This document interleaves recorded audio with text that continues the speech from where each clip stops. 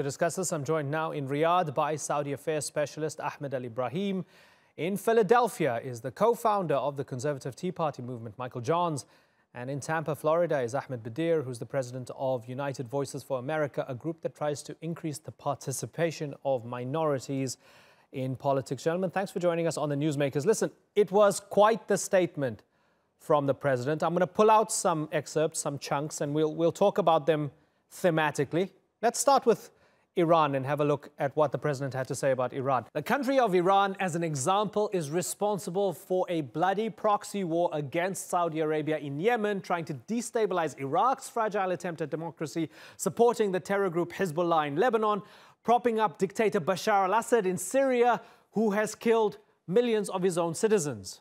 Let the fact check of killing millions of his own citizens slide, because it's not absolutely relevant. I mean, even at the best estimates, Assad is probably responsible for about 300,000 to 400,000 people. But Iran, Michael Johns, Donald Trump, is he accurately reminding people of the big picture here geopolitically when we talk about Khashoggi and Saudi, or is he disingenuously deflecting, and is it quite gross? No, I do think he's accurately depicting the human rights condition in Iran and throughout the region, and that's an important message for at least the American population to hear, is that we cannot, in this sensitive moment, be judging the human rights conditions around the world by the conditions and standards we impose on ourselves. And while we stand for human rights and we want to promote human rights, the best way to do that historically has been one of proactive and constructive engagement. So everyone is a very, I think, universally upset and condemning of what's transpired in this particular case in Istanbul. There obviously are some questions as it relates to what our findings are. I do feel very confident that our government has a very good understanding of what's transpired in this case. And we also have, it's important to say, we've taken some steps. You know, I mean, we have sanctions that are being imposed against targeted individuals.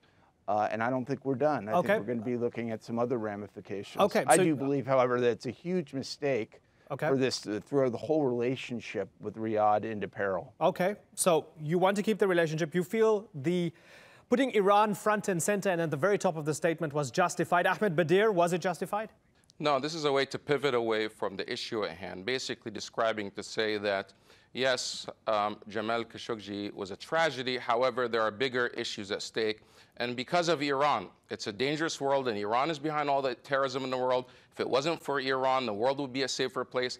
Obviously, not mentioning the U.S. role in destabilizing the region. The U.S., he mentioned Syria, didn't mention the war in Iraq and how that destabilized Syria and the rise of ISIS and the rise of al-Qaeda in those regions. But simply saying that because of all these dangerous things, we're going to have to tolerate some of the bad things that our friends who happen to be dictators are doing. It sounded more like he's a spokesperson for the Saudi government, justifying, basically, this is their line, that Iran is the biggest threat, and then going on to other parts of the statement about, you know, the war in Yemen, et cetera, which I'm sure we'll get into. But definitely, he is pivoting away to describe, to justify, in a way, what happened to Khashoggi. Okay, so Ahmed al Ibrahim, while the Saudis are under the microscope, your great ally Donald Trump is saying, oh, by the way, the Saudis might be doing bad things, but guess what? The Iranians are doing worse things. Are you happy about that? Well, you know, let's go back and say, if, let's say, Jamal Khashoggi or the case of Jamal Khashoggi never happened, you know, Saudi Arabia is always the villain. I mean, we are used to it so many times. So this is nothing new. Unfortunately, the Jamal Khashoggi case happened. Saudi Arabia actually have an accurate investigation on the matter. They are prosecuting the people who's involved with the situation, and Saudi Arabia had the correct story on what happened. Not leaks like what happened with Turkey. So what Trump hold on. He's a wise man. You say not leaks like what happened with... Okay, but let me continue with your question. Hold on. So he's very transparent. So what he did actually, he put it up. You know, when he said there's so many common values regarding the economic between Saudi Arabia and Hold on. We're going to get to economics. We're going to get to economics. We need to look at it more than anything. Even the CIA report, it was denied by the foreign ministry and the White House. You we're know, going we to get to cannot reach economics. for the final, investigation. You make a point. You say, well, no, the Saudis are doing it accurately. It's not like the leaks from Turkey. Come on, you're insulting our viewers. You're insulting everybody on this panel. If it wasn't for the leaks, the Saudi story would not have changed over the weeks. Initially, Amran, it was... you should know better than that. You are talking about leaks since when you are an anchor and you actually take leaks and you bring it and you make it. So what did the Saudis put it on first the say? record. We What have did an the Saudis first investigation. say? We have detainees. We have Ahmed. people in the prison. People are prosecuted. Ahmed, what did the people are Saudis going to go first to say? jail. People are going to maybe beheaded. I don't know. But Okay, Amran, so don't take leads. I'm not going to teach you your job, but don't take leads and make it a headline. It's leaks. We cannot make leaks. And we sort of I don't want to pull rank here. Ahmed, I don't want to pull rank and say it's my show, so you can't just keep on talking. Hold on, Ahmed Bedier as well. So, Ahmed, I don't want to pull rank and say... I'm just telling you, it's your show, but this is nonsense. Okay, so allow me to ask you a question here, Ahmed. It's nonsense. Ahmed, allow me to ask you a question then, right? Go ahead. By your theory, we would have then accepted the initial Saudi story, because you guys know best. You guys know how to verify. We would have accepted the initial Saudi story that he went in, we don't know what happened to him. And then afterwards, oh, well, he went in, but, you know, maybe there was a fight. Oh, he went in, but nothing to do with us. Oh, he went in, but now, okay, maybe some bad guys killed him. If it was not for the weight of pressure that came from evidence presented through the leaks, we would have had to accept the Saudis at their word. You're telling me we should trust them over everything else that came through. Ahmed, I'm going to put that aside because I want to move on to money. You brought up money, and this is an opportunity to bring out... You can put whatever you can on the side. Thank you, Ahmed, right? But I'm sorry, I had to set the record straight here. If we had to accept the Saudi story initially... Okay, whatever you like. Absolutely. He went in... Whatever you like, whatever you say. He went in and, well, we don't know what happened to him. Forget the Turkish leaks. Let's bring up money now, oil and money. The kingdom agreed to spend and invest $450 billion in the United States. This is a record amount of money. He goes on to say, they have worked closely with us and have been very responsive to my request to keeping oil prices at reasonable levels, so important for the world. And within a few hours, a tweet from the president, oil prices getting lower, great, like a big tax cut for America and the world, enjoy. $54 was just $82. Thank you to Saudi Arabia, but let's go lower. Michael Johns, is this what America First looks like? Has the mask just dropped? Is this 70 years of policy with the Saudis just laid bare? Is the president just being absolutely honest here that if you do big enough business with us, we'll allow you to kill whoever you want to? Well, obviously, we have, I think almost 200 countries in the world, and if we held all of them to an impeccable human rights standard and, ceased relationships with those who had violated human rights, we would not have relationships with many countries at all. And I think that's a broader point. But human rights is a reason why you don't have relationships with a lot of countries. Well, it's been a considerable factor, but say in the case of Iran, the human rights conditions there are hugely deplorable. But they're not the only reason that our relationships have been strained. Their engagement and the support of being the largest state sponsor of terrorism in the world is a primary reason. Their destabilizing position in the world. And many of the voices, I think, ironically, that have arisen calling for very strong measures in this particular case with Saudi Arabia had almost nothing to say as the Obama administration handed billions of dollars to the regime in Tehran, much of which ended up being used to fuel that very terrorism. So foreign policy toward any country in the world, and particularly in this region of the world, is immensely complex. It comprises many different factors. The answer to your question is the economic relationship is only one component. It's a very important component here, especially given Saudi Arabia's influence within OPEC and our trade relationship there and our military relationship. The reality is, yes, they could, if we ended up not being engaged in those things, simply turn to Russia or China, and I don't think the U.S. interest would be advanced. And I hope you'll accept and understand. And Michael, I hope you'll accept and understand that during the Obama administration, on shows such as this one, we were questioning the relationship with these countries based on their human rights missteps and so forth, right? So looking forward, Ahmed Bedier, is the lesson, hey, Sisi or any other ally of the United States, you can kill whoever you want to as long as you continue to do business with us? That's the green light that Donald Trump is effectively saying. In some ways, previous presidents had this unspoken rule. Publicly, they would say one thing, but privately, they would handle these type of negotiations privately. Here, Donald Trump being frankly honest and in a blunt way, basically saying, if you give us what you want, what we want, if you spend your money here, we'll tolerate and look the other way.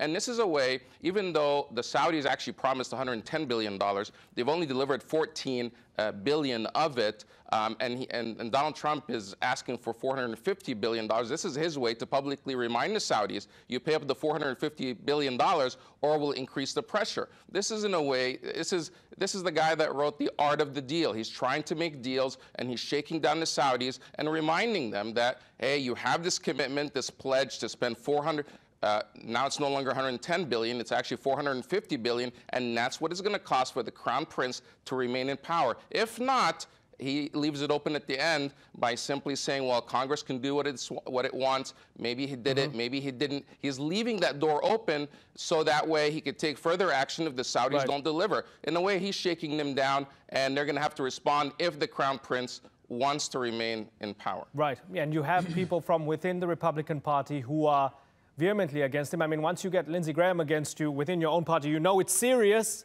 And as has been said, the CIA had a separate assessment, a different assessment. The president seems to have ignored that. Ahmed al Ibrahim, is the greatest bonus here for the Saudis that you just happen to be so rich, which allows you to get away with things other people cannot? No, actually, America is richer than Saudi Arabia. Brunei is richer than Saudi Arabia. There's a lot of countries are richer than Saudi Arabia, but Saudi Arabia is the only country actually that is stable the economy, the country that killed so many terrorists, prevented so many.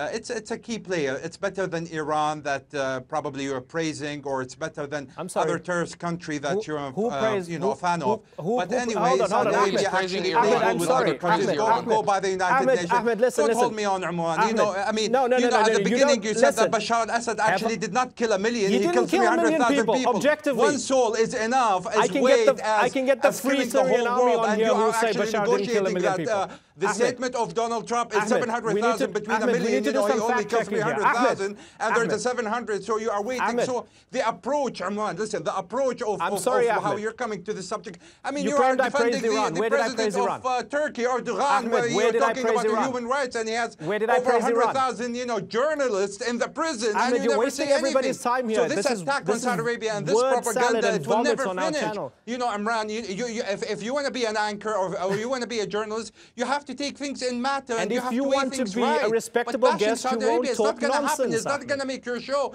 It's going to buy you more, guest, you won't talk nonsense on the program. I mean, I don't know what's happening here with you. I mean, we're trying to set the record, Ahmed, and we're trying to say whatever matters, but you keep, attacking and tunnel vision on the question. It does not even exist. Ahmed, did we praise Iran? Answer the question. What is the question?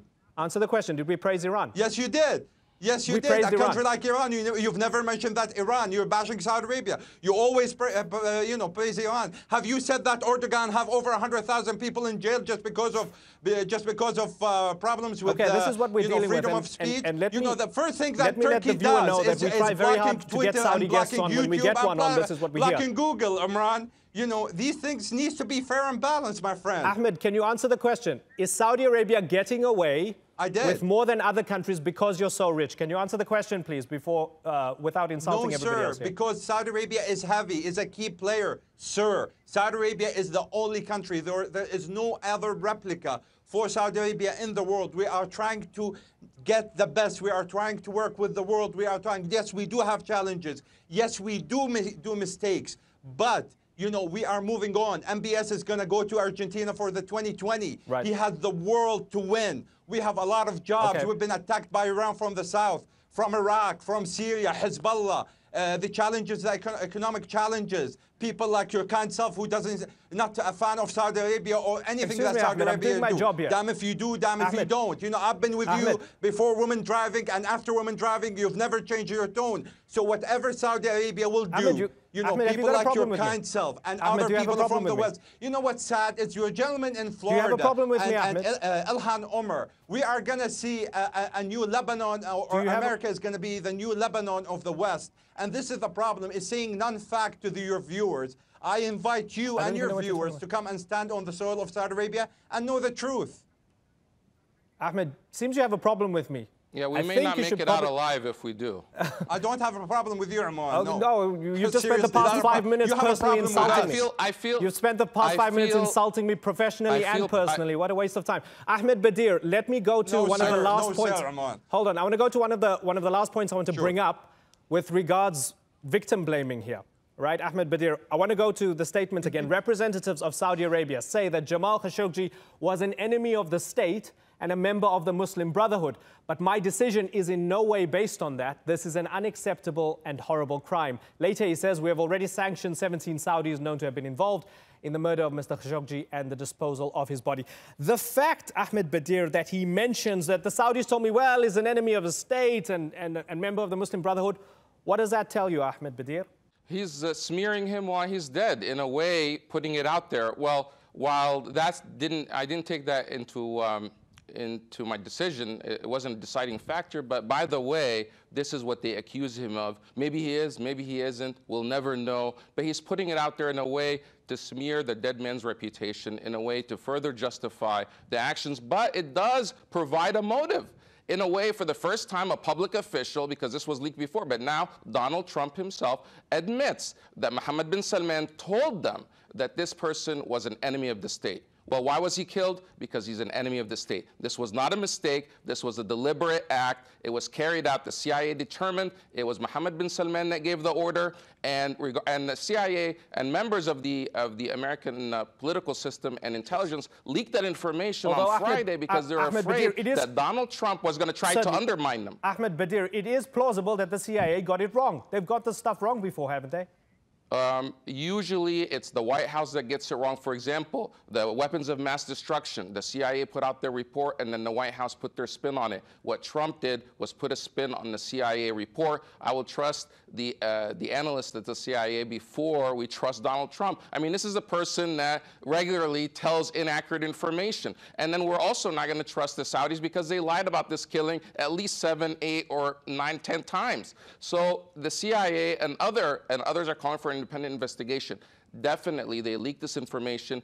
Donald Trump is isolated in Washington, D.C. in his defense of the Crown Prince. No one is saying in Washington cut off relationships with Saudi Arabia. America wants to continue relationships with Saudi Arabia. They're just saying that Mohammed bin Salman is the wrong person in charge. He destabilizes the region. He is volatile, and he is not, in the long term, is not going to be serve the interest of the United States. So maybe Donald Trump is thinking that in the short term, that Mohammed bin Salman can serve the interests of America, but in the long term, he's going to further de-radicalize or radicalize that nation, further lead to destabilize the region and further wars in the region. And in fact, many members of his own royal family don't want him to be in power. There are people that have already signaled in their reports. Right, I mean, there was a Reuters scoop and a lot of people, apparently there's restlessness. Right. And we don't have time to get into that now.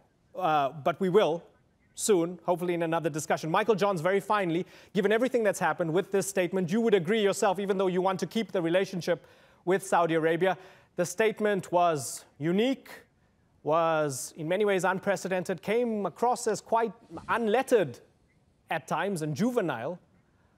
Is this presidency and its relationship with the CIA, with Congress, with the State Department, the DOD, is it in a mess right now? Well, if you go back to the 2016 election, I think the president is acting entirely consistently with what his campaign promises to the American people were. We mentioned earlier the Iraq conflict. This is one of the first prominent Republicans, the first Republican president, obviously, to condemn and to say it probably was a mistake for the U.S. to engage in Iraq. And he clearly has been a critic of regime change, which has been a policy the U.S. has pursued to very mixed results, even poor results for the most part, since World War II. And I think he's defining a foreign policy that's rooted much more on a sensible level of realistic understanding of the way the world really works and what U.S. interests are. So from the standpoint of, say, for instance, the future governance of Saudi Arabia, that's not really a position, that's not really an end for the United States of America to be pursuing. That is really ultimately a determination for the citizens of Saudi Arabia, and they may indeed reach that conclusion. Right. Our position is one that countries should be respected in their right of self-actualization and accountable governments. And that means us not imposing our will of governance on countries and peoples of the world. And I think the president's operating constructively. You shouldn't also protect them. I want to finally say, I think Turkey has operated. We're not protecting them. We are advancing and defending U.S. interests. Let me ask you a question. What scares you more? A Saudi Arabia with the U.S. not engaged, or a Saudi Arabia with the U.S. engaged? I would say that at least on the margins, we have been a constructive contributor to improvements in human rights conditions in Saudi Arabia, and that an abrupt withdrawal would be detrimental to those ends. I meant protecting Mohammed bin Salman, not protecting Saudi Arabia. Donald Trump here is going on a limb to protect Mohammed bin Salman, who is one figure, and there are hundreds of other people that could lead that nation. And right now, he's standing with Mohammed bin Salman. Okay, gentlemen. One thing I wanted to just work in, though. One thing I just quickly wanted to work. You know, it's so funny. It's so funny. You know, mentioning the Crown Prince as if, like, you know, you're sitting in Florida and, you know, just talking about that Crown Prince. Yeah, because we're invited to talk about it. Just for your information, is going to live with you for 30 to 45 years. That's what analysts do. Okay. Now he's a Crown Prince and he's going to be a king. Whatever he does, we talk about. That's what analysts do. Nobody in Florida is going to judge when Mohammed bin Salman is going to leave or when Mohammed bin Salman is going to stay. Okay, let's see. He's going to stay for a long time. Okay, whatever happens, whether he stays or whether he goes, we'll be following it here on the Newsmakers. Gentlemen, we're completely out of time. I thank you for joining us, Ahmed Al Ibrahim, Michael Johns, and Ahmed Bedier. Thanks again.